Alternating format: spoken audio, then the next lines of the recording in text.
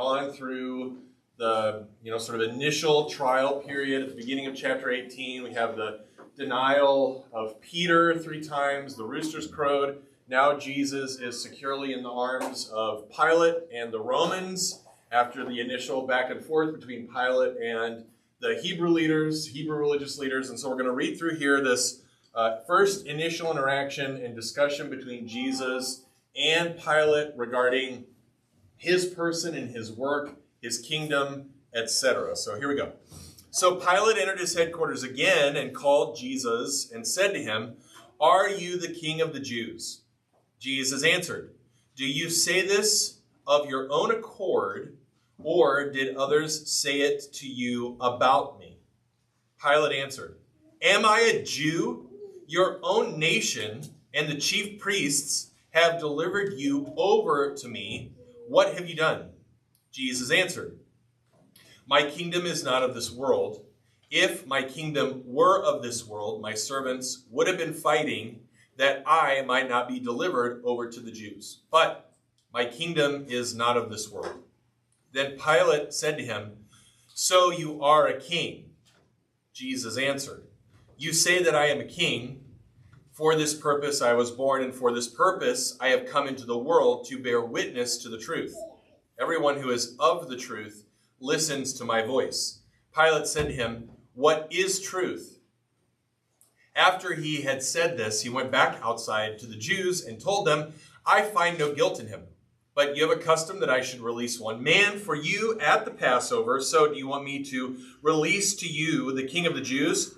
They cried out again, "Not this man, but Barabbas." Now Barabbas was a robber. All right, so here's that passage again. We're going to diagram some stuff tonight.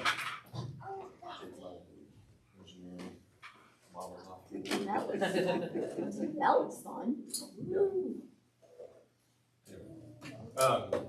Any thoughts on this section at all? Anything that stands out on? Yeah, no. Okay, go ahead.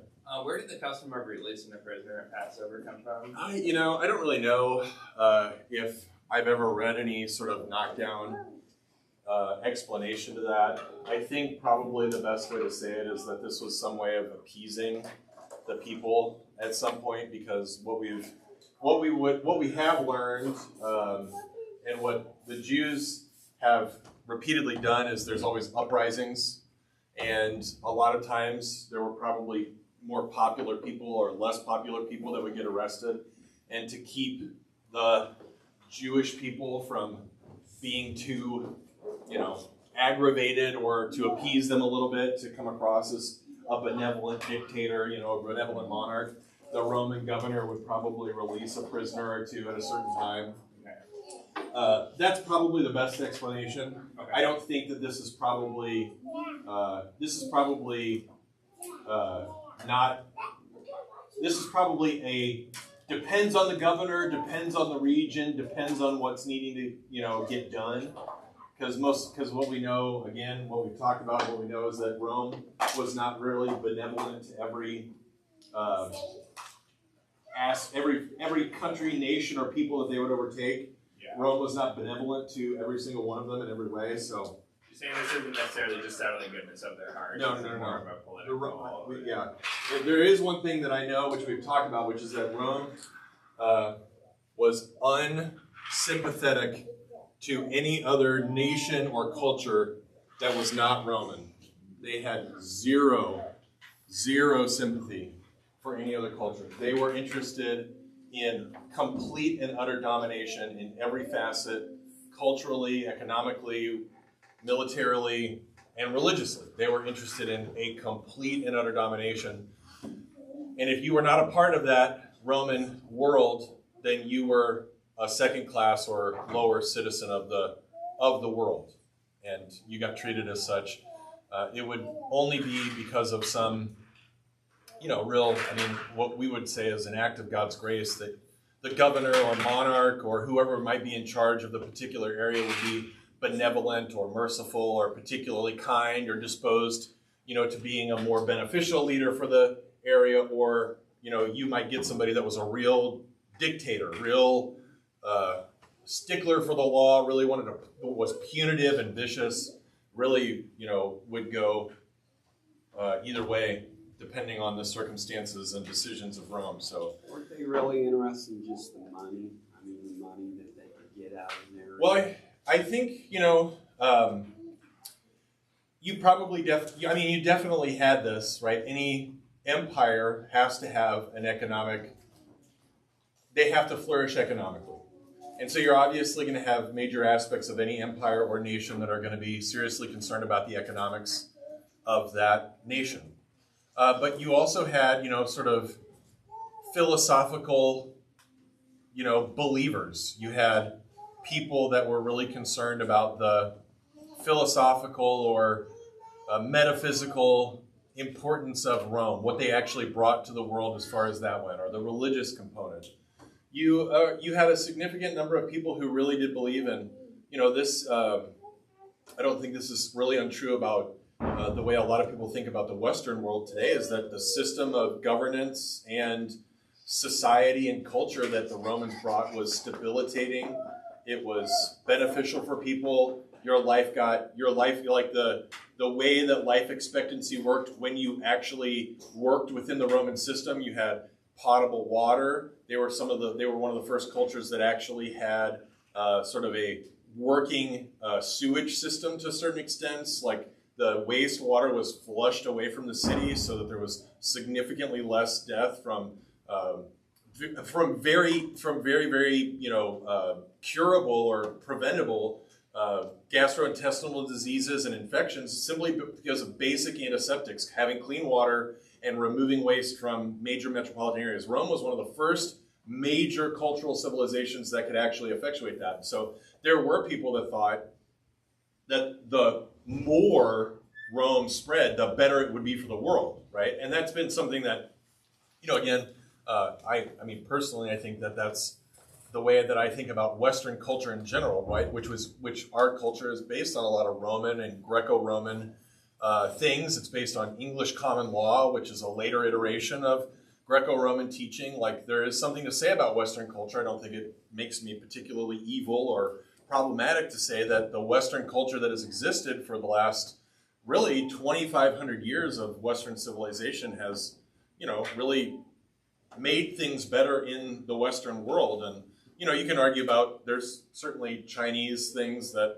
they've existed for, 2,500 years longer, but there's arguments to be made about those sorts of things. The Romans probably had multiple, what I'm saying, Doug, is the Romans probably had multiple different aspects and intentions, right? Like I paint, and I think it's fair, I paint with a rather broad brush about American governments and American legislature and American presidents, and I consider the majority of them to be on the lower spectrum of the IQ poll and to be primarily money-hungry, greedy, easily manipulated creeps, like in general. That's my general, now maybe there's an outlier in there. Maybe I'm wrong about one of the congressmen or some senator, but in general, that's a fairly, I think, accurate description, that the majority of the people that are in our federal establishments are like, I've talked about the crass but very, I think, applicable example of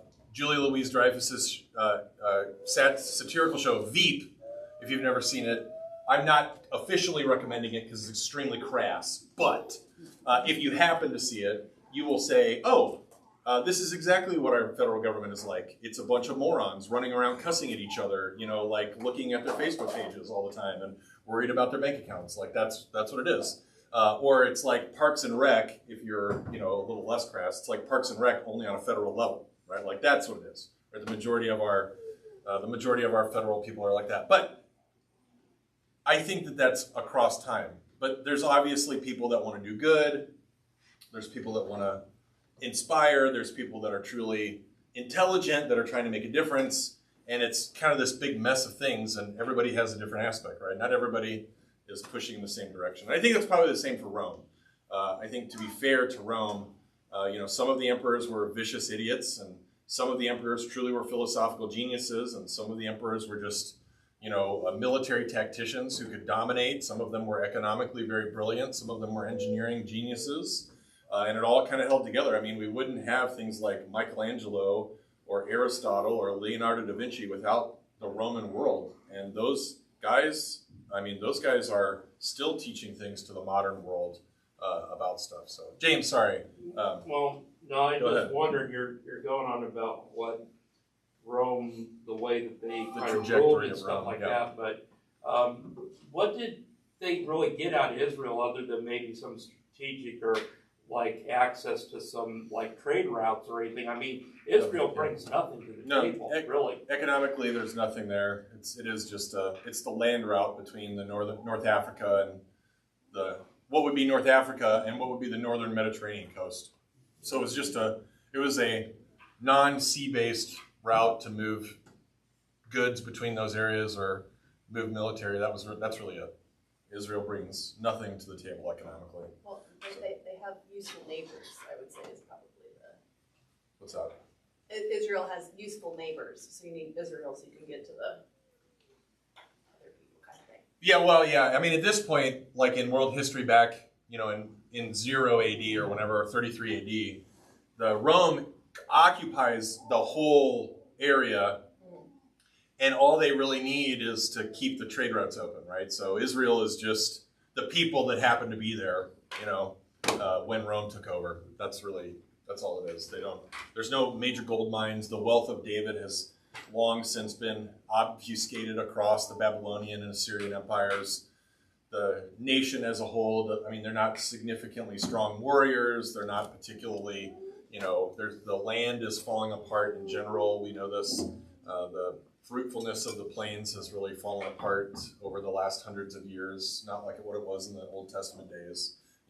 Time does a lot to the land, and that's what we learn about things. So Israel is now a puny, small, frail, weak nation state if we're looking at it geopolitically, and the people resemble that. It's ineffective, powerless, dominated. Kind of like what Weak. we call like a blank town? A what? A blank town. Maybe. Like a little town that you go through, like if you blink, you might miss Oh, it. yeah, Blink. Yeah, right. Yeah. Yeah, maybe. I mean, it was significant enough to have a Roman governor.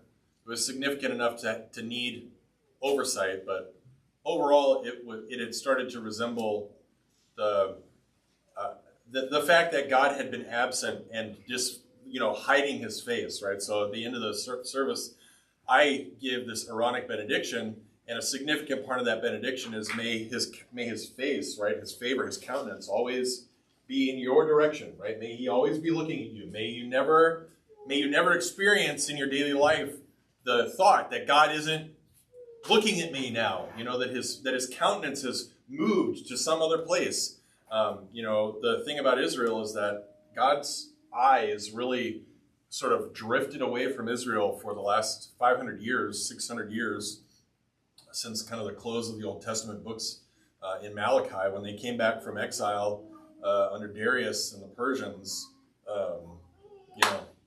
There was no more clear presence of God amongst the people. The word of God wasn't great in those days, as Malachi reveals. But He kept them around long enough to fulfill the covenant. He preserved. And then once Jesus. Yeah, He preserved the people. Yeah.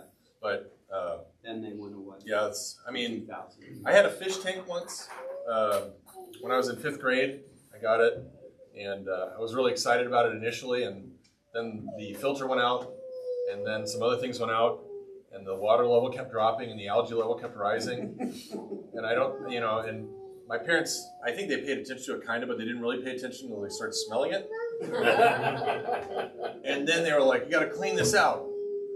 And there was one little catfish fish that was still alive. And I was like, "Oh, what a miracle."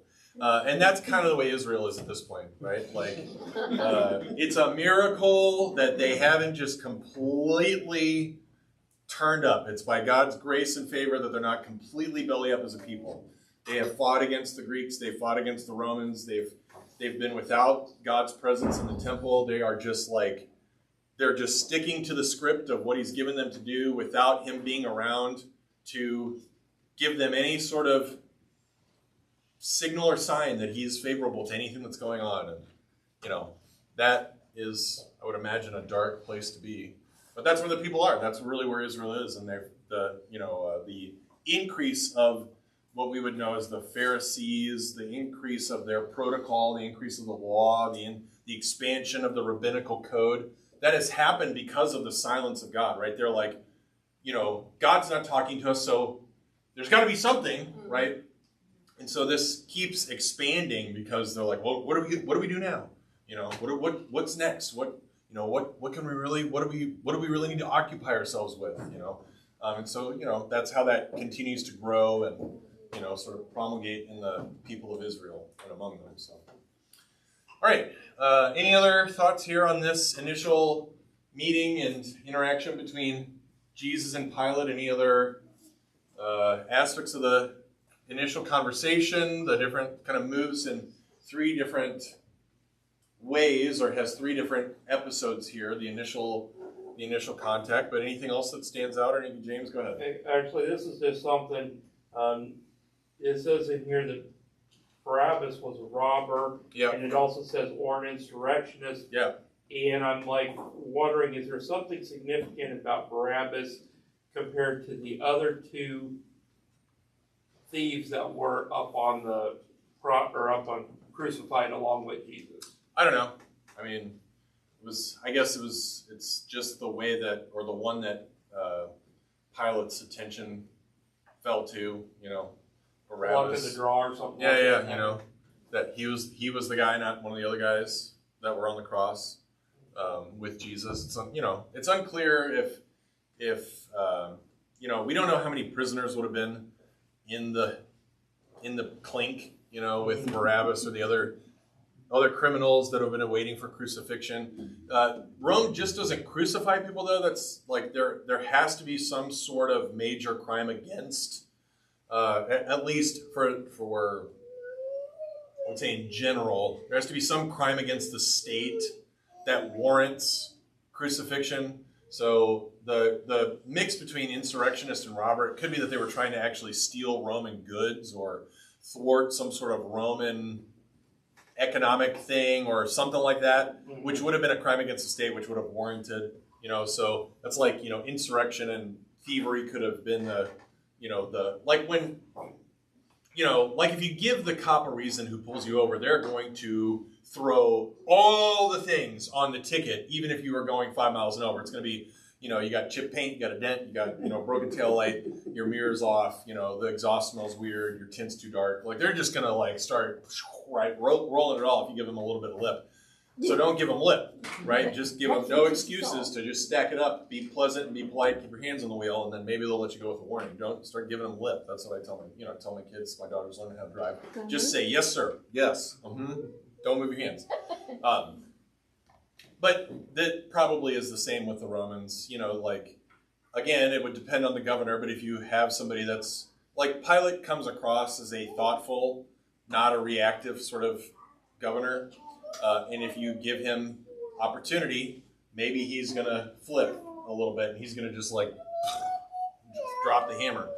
So maybe Barabbas has given him less reason to put him on a cross than the other guys, for whatever reason. Maybe he's getting out on what we might say good behavior, or falling into the favor of Pilate a little bit, that his name gets drawn up and not the other 2 guys. Maybe the other 2 guys gave him a little bit of lip, at some point, and they're going to the cross. Well, I was wondering, the other possible thing is that maybe he offered up Barabbas because he knew how maybe he wasn't a very popular person or wouldn't be looked highly upon, and saying, hey, I would like to let Jesus go. I'm going to put this worst case scenario out here, that the people could choose between this guy that's really horrible or Jesus. Yeah, it could be. I think I've read somebody that has mentioned that. I think the significance here, based in the setting, goes back to what we've already learned, which is that Jesus is innocent. There's no lawful reason for his death, which the Jews have admitted to. You cannot legally put anybody to death, right? Mm-hmm. Which we talked about previously, there's there's overlap to that. There's not just one level of meaning. And I think by putting Barabbas out there, whether he's really a bad guy and Pilate's intention is to try to get Jesus off, whatever, the point is Barabbas is legitimately imprisoned and would have a legitimate trajectory to crucifixion, and Jesus doesn't. And given the opportunity, as you say, Israel chooses Barabbas, who is a legitimately and justifiably convicted criminal, over and against Jesus, who is innocent of all legal charge. And then Israel indicts itself in its own, like we've already talked about, it's criminal. It is law. Israel is proving to be lawless, where Jesus has proved to be completely lawful, right? So the images here and the intentions are completely turned over. All right. Any other thoughts here on the initial Pilate-Jesus conversation, the interactions, I don't know if you've gone over it before, but why is Jesus is almost like, obviously he's not shaky because it's Jesus, but he seems like, you said it, not me. Yep. Like very, is that just because of who he's talking to, or does he actually have a plan? Yeah, so we have talked about this. This really, starting in chapter 13, Jesus begins talking to his disciples as they're moving across Jerusalem. And that move across Jerusalem goes from like the tail end of chapter 13 all the way through to chapter 17. And through that whole time, through these long chapters, Jesus is just talking to his disciples like, they're walking across and he goes, guys, this is going to happen, and this is going to happen, and then this is going to happen. And then, and I'm going to be with you, and there's going to be this time of mourning, and you're going to see me, and then you're not going to see me, and then you're going to see me again. And he's teaching them about the upcoming episode of life for them, which is going to be up through his passion, death, and then subsequent resurrection, right? And so it's this kind of this expanded, careful statement and teaching from Jesus about the life of discipleship, even in the midst of this difficulty. And then, especially at the Garden of Gethsemane, which happens in a really truncated way in the Gospel of John in chapter 17, and then right at the beginning of chapter 18, Jesus is, I described it as, in complete control of everything that is happening. He is cool as a cucumber. He is not agitated. He's not afraid. It doesn't seem like his anxiety levels get high at all. He is just going to be matter of fact and in charge of everything, right? Like the episode in the initial episode of his arrest really reveals this, because we were talking kind of about the dramatic nature of it. This is going to be like really low light. It's going to be flaming torches. They're up on the garden in Gethsemane, the Mount of Olives. There's an undisclosed number of disciples. There's really an undisclosed number of guards and Judas. Everybody's kind of looking around in the dim light, trying to figure out who's who. And they're asking, we're here for Jesus. Where is he? Who is he? And Jesus goes, here I am, right? He's just like, it's me. And this leads to this like, oh my gosh, And we had to go like, that didn't seem like that big of a issue, to be like falling backwards, when this is going on. Well, it's close quarters, everything's kind of a mess. It's dramatic. Anxieties are up. Who knows exactly what was going on? But the issue is that Jesus is just like, I said this, I've told you what I am he. I've told you I'm the one. What else do you need? It's just like, boom. And he really maintains that demeanor across the whole time. He interacts with the leaders, the chief priests. He interacts with, he's interacting with the chief priests. He goes, everything I've said has been in public. And the guard, that gives him a big backhand. Is that how you talk? You're getting lippy with the chief priest, and Jesus goes, did I say something wrong? Isn't what I said right? If it's not right, can you tell me where it's wrong? Matter of fact, really crystal clear, and really, honestly, continuously wrong-footing everybody that's interacting with him, because, it's wrong-footed because is anything that he said wrong? The answer is no. Is anything that he's done wrong? The answer is no. Is he there, for good reasons? The answer is no. Like all these things are stacking up against the people that Jesus is interacting with, not, none of this is actually sticking to Jesus. So it's less he's withholding. Yeah, and more he's just like he's staying blank so that everyone else can screw up around him. Yep. Well, and it's just happening that way, right? Roy gets under their skin. Well, this is what it is when one of the best things that you can do, and really, like, if you're having to interact with somebody that's really agitated, if you can maintain your composure, it leads them to destroy themselves. Yeah. Right? Like, why aren't you getting as bad as I am? It's kind of pointless, right? Yeah. Oh, did that happen? Marital counseling need to happen. I'm really angry. You need to be angry too. Let's fight. No, that sounds bad. Our marriage is perfect. I always knew your marriage was perfect. Anyway, that was not the question. I think what this exposes again is that whether it's the Israelite leaders, Judas, his disciples, now Pilate, and the Roman authorities, the pressure, like the dramatic pressure that's building in the narrative, is really Jesus is unaffected by it. We see it coming. We see the pressure rising. We see the tension rising. We see it affecting the disciples. We see it sort of affecting the people that are around Jesus. But for Jesus, he, in a very real way, he knows what's coming. He is prepared for this. This is, he says, this is the reason why I've come. I know why I'm here. I know what I've come to do. I know that I am accomplishing what my job is to accomplish. And he is unmoved. He is very resolute. He is very, very, again, in charge. He is in control. He's the, to say it, I guess, to use an analogy, he's the only adult in the whole room. He's the only one. If we want to say it really accurate, he's the only one in the whole world that's actually in the right, that's clear, that hasn't done anything wrong, that is completely free. That's quite something. I don't think anybody else has really ever experieed that. But he would be the only one. He's completely right. Perfectly explains why he's calm. Yeah, nothing is gonna shake him. Nothing is going to disturb him, which is quite unbelievable. I find that more unbelievable every time I go through the Passion. Just how completely in charge Jesus is of the whole situation. So, any other aspects to this, or comments, or thoughts, or pieces of the interaction between Jesus and Pilate that stand out to us? Malachi. Just a comment. The only time we really see him breaking down is when he's praying in the garden. So that is true for Matthew, Mark, and Luke for the most part.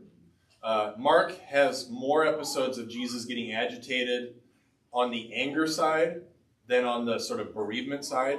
Now, the Gospel of John is actually different because Jesus has already in chapter 10, when he weeps at the graveside of Lazarus, right? So John is actually unique in the gospel narrative because Jesus' display of affection towards Lazarus is only accounted for in the Gospel of John. And then the description that John the evangelist gives of Jesus as when he's describing himself as the one that Jesus loved, that description is also only unique to John, right? So the Gospel of John actually portrays Jesus as being this really tender-hearted, caring man towards especially his close friends, his close relations. And we don't get the Gethsemane scene in John. That's the other thing, right? In Matthew, Mark, and Luke, you get the Gethsemane scene where he's sweating blood and he's sort of really moved to sort of fear if we want to say that, trepidation about the course that's moving forward. Whereas the Gethsemane scene in the Gospel of John, do we remember this? We just read this when Peter goes to cut off the ear of Malchus. In Matthew, Mark, and Luke, the declaration of Jesus is, if I wanted to, I could call down legions of angels and they would fight for me, right? So he makes this declaration that his divine might isn't going to be displayed. That's not the way that this is going to work. He's going to go towards crucifixion. However, in John, what gets said? Do we remember what Jesus says after Peter slices off Malchus's ear? Back at the beginning of 18. He says, Shall I not drink the cup that the Father has given me? Shall I not drink the cup that my Father has given me? Now, how did we interpret that? Do we remember? This is already set. This cup God has poured out, and that is a loaded image, but that image is death, crucifixion, shame, beating, this whole process, the passion narrative that he's going through. Are you, Peter, really going to get in the way of that? Do you think you can alter the course of God's will for my life? This is Jesus sort of tacitly saying, I can't alter the will of God for my life. And if I can't, you can't, right? So this reveals, again, that what's this course that Jesus is laying out, the course of his crucifixion has been laid out. Nothing can thwart it. He is going to move towards it. He's in complete control of it. And this is the way it goes. And so his mindset towards this, you might say, he becomes resolved, right? He becomes completely resolute. In the Gethsemane scene, he is resolute to the course. And that's a really... To me, since we've been talking thematically, Gethsemane to me almost feels like stage fright. Like before the curtain pulls up, he's like, okay, I'm not sure I want to do this. Yep. But the scene starts and all of a sudden he's fully in it. Yep. He's very confident in Yep. everything. Yep. In Matthew, and that's especially, again, I hate to keep drawing the distinctions, but that's the way Matthew, Mark, and Luke draw it, right? That up until the Gethsemane scene, Jesus has been rather clear and resolute. And then at the Gethsemane scene, like you're saying, Rachel, right before this, there's this question that Jesus offers in the Gethsemane scene, which is one that we all know, which is, if this is the cup that you want me to drink, if you want me to do this, but remove it from me, but not my will, your will be done, right? It's kind of this prayer back and forth that we get a little insight into. Rachel, as you bring up sort of this trepidation initially before the final plunge. Because Jesus knows once he wraps up his prayer at Gethsemane, he enters into the actual arrest. Whereas in the Gospel of John, that there has never been a moment of trepidation. That Gethsemane scene is absent. What actually front loads the arrest is the Last Supper with the foot washing, and then the 4 chapters of teaching across Jerusalem that Jesus has been giving. And then, boom, he says this big prayer, which I think is this insight into a prayer that Jesus prayed at Gethsemane or for the disciples, right? This big prayer that he prays for them, and then boom, he's arrested. And the statement is anybody gonna thwart the will of God? Right? Do you, Peter, think you can change the will of God for my life? Right? So Jesus has been absolutely resolute in the Gospel of John from the very beginning to the end that this is going to be the necessary course. And you can really tie that back to the John 3 passage that I mentioned. At John 3:15, when Jesus identifies that the crucifixion is the pinnacle point of faith or unbelief, he has been resolved from chapter 3 already. He knows. This is what the Son of Man, this apocalyptic figure from Daniel 7, this is where he will go. And he will go there to draw all people to himself for faith or unbelief. And he has been unwavering in that is the ultimate destiny of his life and mission. Yeah, Casey. So, knowing that each of the Gospels kind of has an aim and what they're hoping to communicate. Yep. What does the Garden of Gethsemane account in John? How does that tie to the bigger arching theme with John? Is it like these things are written that you may believe?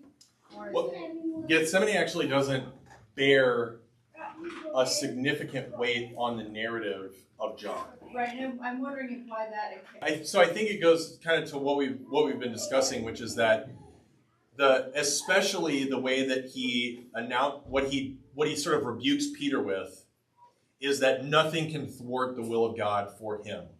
And the Gethsemane scene is not the last, but one significant confirmation of the trajectory of his life that is now becoming more tangible. Whereas the prediction from John 3:15 was it was unclear exactly how that was going to manifest. Now, by John 18, it's becoming more clear how that's going to manifest, right? How the cup that God has been preparing, how that connects to the serpent on the pole from John 3:15, right? Exactly how that's going to start becoming more connected, manifest in the life of Jesus and Israel.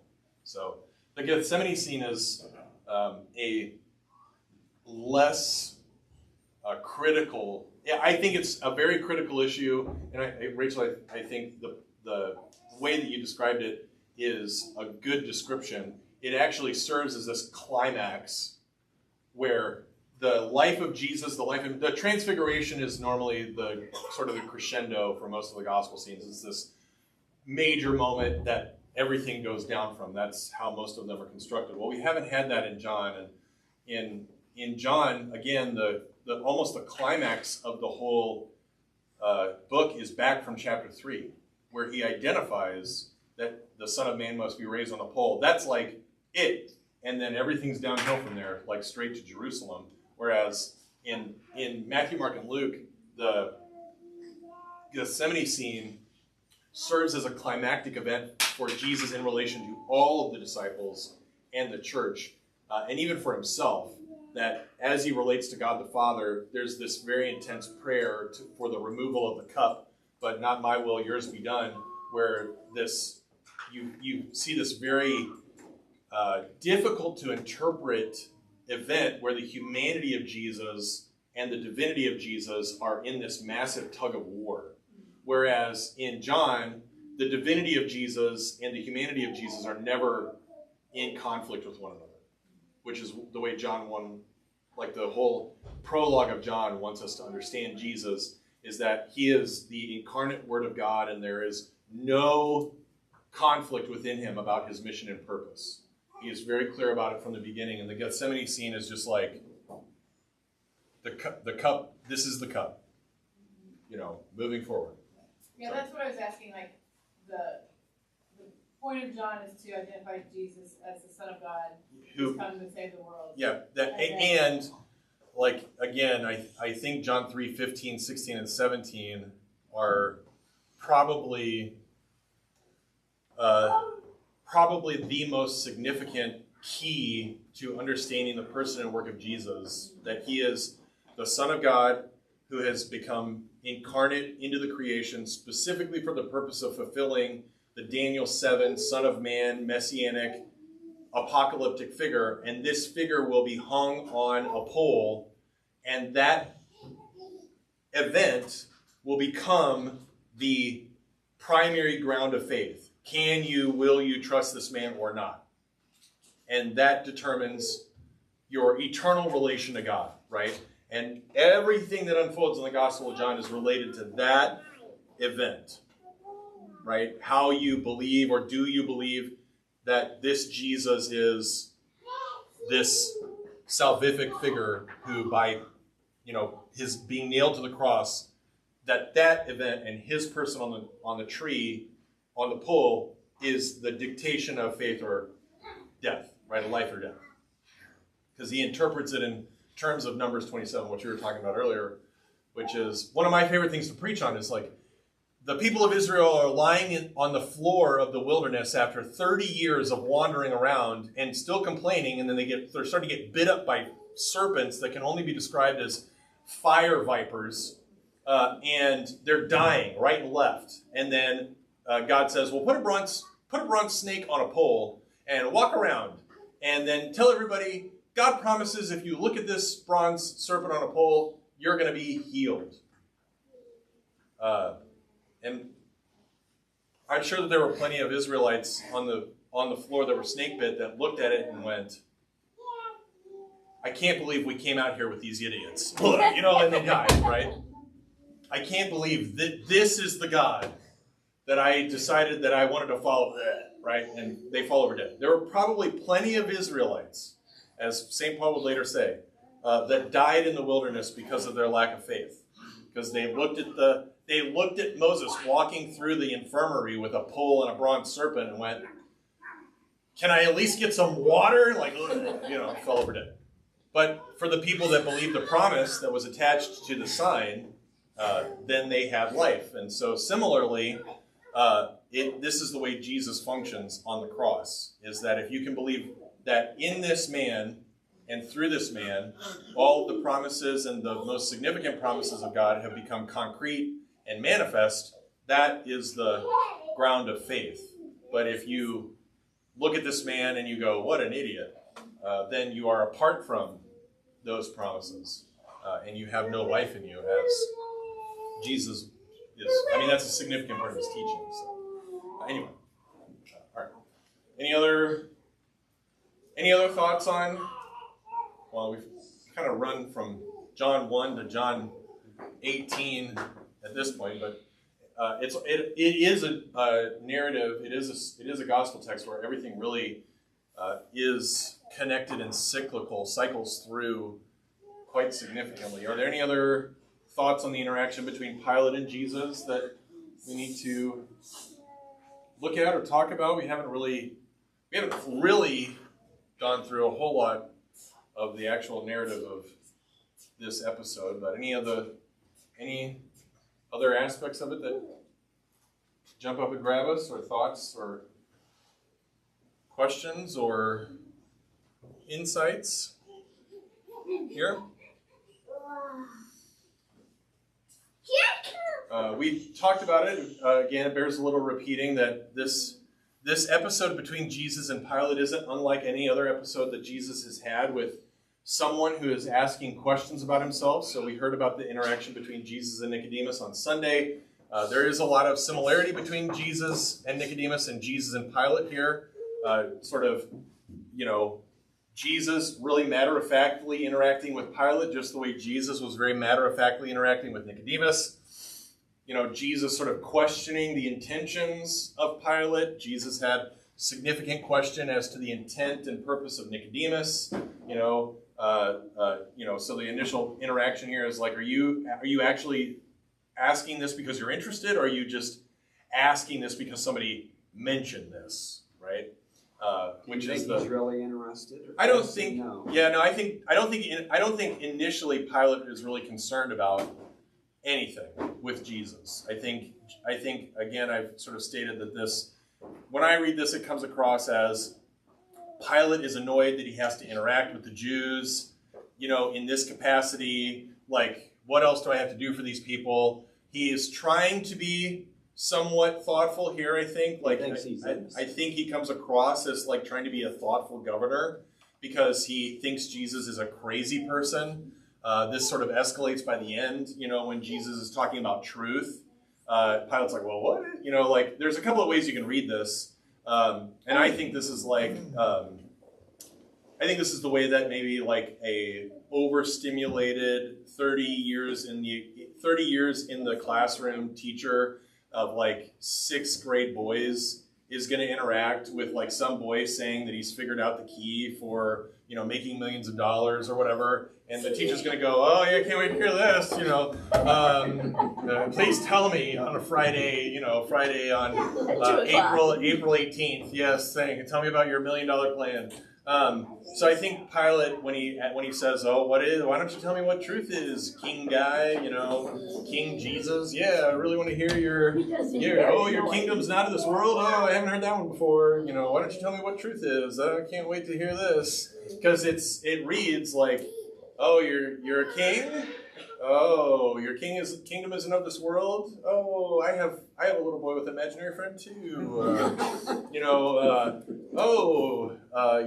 Tell me about truth." And then it's like he goes, "Tell me about truth." And then he's like looking at him and he's walking out at the same time and goes, "This guy's innocent, right?" And then he's like, "This guy's an idiot. He's kooky, not kingdom not of this world." With him, Yeah, illegally. Pilate is he's like, he's interacted probably with enough rebellious leaders, like people that are trying, because that was kind of the primary accusation, will be the primary accusation that the Jews levy against Jesus, is that he is trying to be some sort of insurrectionist, alternative to Caesar, etc.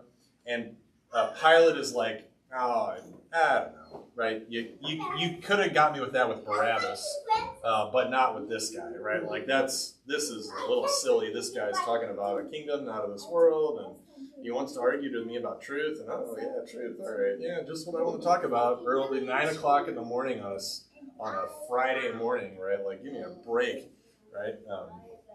I will, Friday's my day off, and if I'll try to be, as a pastor, if you showed up at my door at 8 o'clock on a Friday morning, I would probably be like, "Oh yeah, we could have this philosophical conversation," and then I'd be like, "Hey, you know what? It's 8:05.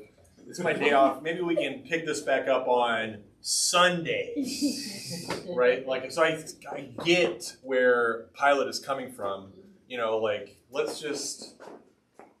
Can we just move on with our lives, please, instead of bringing crazy people, to sit. I don't want to interact with this. So, anyway, that's how I interpret this interaction between Jesus and Pilate initially. Doug, going back to your, it turns more serious, but again, this is the way that conversations with Jesus go. In the Gospel of John, we have seen this now several times, where the initial interaction between Jesus and somebody is very base level, very earthy, very one for one, right? That nobody is trying to interpret deeper things from Jesus initially. This is Jesus' frustration with Nicodemus. And this is a subsequent, issue that he has with other people. People that the Holy Spirit works on, or that the Word of God works on, and that they come to faith, they move from again, my favorite example is the woman at the well. They move from buckets, to this guy is the Son of God. Now, how does that happen, right? Initial interaction is stupid guy in the middle of the desert, in the middle of the day, without a bucket, and talking about water, and then by the end of the interaction, she becomes the primary evangelist for this Gentile town, right? And this is it, the Holy Spirit working through the Word, but we see that this actually happens through the preaching and interaction with Jesus, that he's preaching the gospel to her, announcing his person, making these proclamations of his intention and will, not just for the whole creation, but specifically for her, and eventually she's like, there's something about this guy, she has this building conviction and conversion about him. And we see this, I think later, we're going to see this with Pilate. There are these more alarming, more distressing moments of Jesus' interaction with Pilate, where he finally doesn't think that he's crazy, but he's distressed enough. It's I don't want anything to do with this. I got a bad feeling about this, which we'll see. His wife's dream. Right, his wife has a dream. There's these divine claims that start popping up. And Pilate's a God-fearing enough Roman to know that even in the Roman pantheon, when the gods intervene into the creation, there are unmistakable episodes of the divine. And he is all right, I don't want anything to do with this. Don't right? mess with the gods. Don't mess with the gods, right? Even if it's, the illegitimate mix-up Hercules god, you still don't mess with it, right? And so that shifts. Like, I think the mood of Pilate shifts, but it hasn't shifted here. Here, Jesus is silly. The Jews are silly. This is a ridiculous episode. I can't believe I'm involved in this. You know, if they're only out for blood, I'll offer them a choice, you know, and we'll see what happens. Yeah, Ken. I heard in a podcast over the weekend, we're talking about just this politics behind Yeah. the crucifixion. We talked about how like a Roman governor, like middle lower tier governor like Yeah. that, wouldn't really give a crap about anything Yeah. until it affected like anything Roman politics or Roman trade or anything. So Yeah. something trivial, but he's also thinking like as if it were to escalate, you know, he's gonna execution, demotion, whatever. Yeah. You know, so that's kind of the threshold where he goes from dismissive of it to other fired up people. Yeah. Snuff it out. Yeah. And I think that is a fair assessment in Matthew, Mark, and Luke.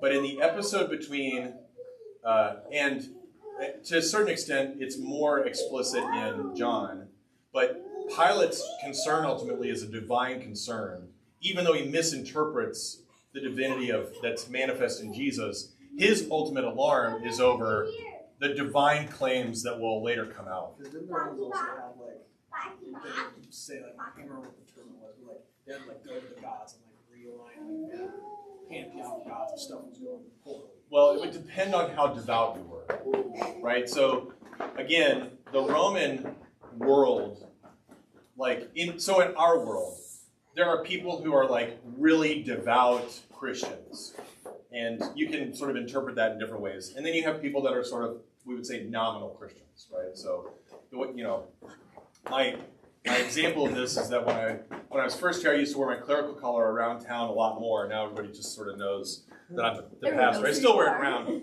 but I was at the Christian school, you know, I don't know, 14, 13 years ago, and the kids liked to play in the playground at the Christian school, and it was convenient, whatever.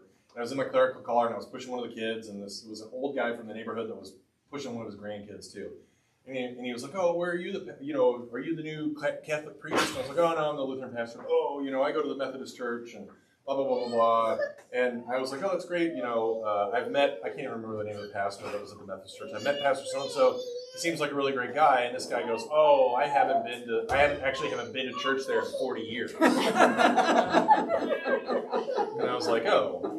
So he didn't even go Right. Christmas and Yeah. So I was Easter, like, so you're not really a Methodist. You know, you're just like, you know. You went a couple times. Yeah, like you kind of grew up there, but like it's not. It's like a cultural totem, like rather than an actual like habit. Oh yeah, we gotta go. But the point of it is, I gotta take kids to basketball. The point of it is, for the Romans, it was like that too, right? Like, there's no telling if every Roman was like this, like podium pounding, devout pagan, right? That if you didn't do things right, the gods were going to destroy Roman life. There were obvious devout pagans, obvious devout Romans. But you don't have to be, you do have to have some connection to a religious framework to be able to interpret a divine interaction in time. You have to have some fear or worry about what's divine and transcendent and how it interacts with daily life. And that's really where Pilate is. It's unclear as to how devout, how attuned he is to the divine, but he's at least attuned enough to get nervous, as we'll see, when the claims of divinity start rolling out about Jesus. And again, this goes back to sort of this prolonged interaction that Pilate has, I think, is moving him towards the fear of God or moving him towards faith. The power of Jesus' proclamation and interaction is sort of opening him up to this divine conversion, but before it goes anywhere, he's like, I'm done with this, right? I'm out. Which, again, has happened in the past interactions with Jesus. There's been people that have interacted with him that have just not worth it, right? And they have walked away. And Pilate now is the next one in line for that, which is, tragic for Pilate. But it sort of, again, reveals the course of the story that it's by faith, and faith comes by the work of the Holy Spirit through the power of the Word, and there's really nothing we can you can do to manipulate that, however it goes. All right. Well, we are over time.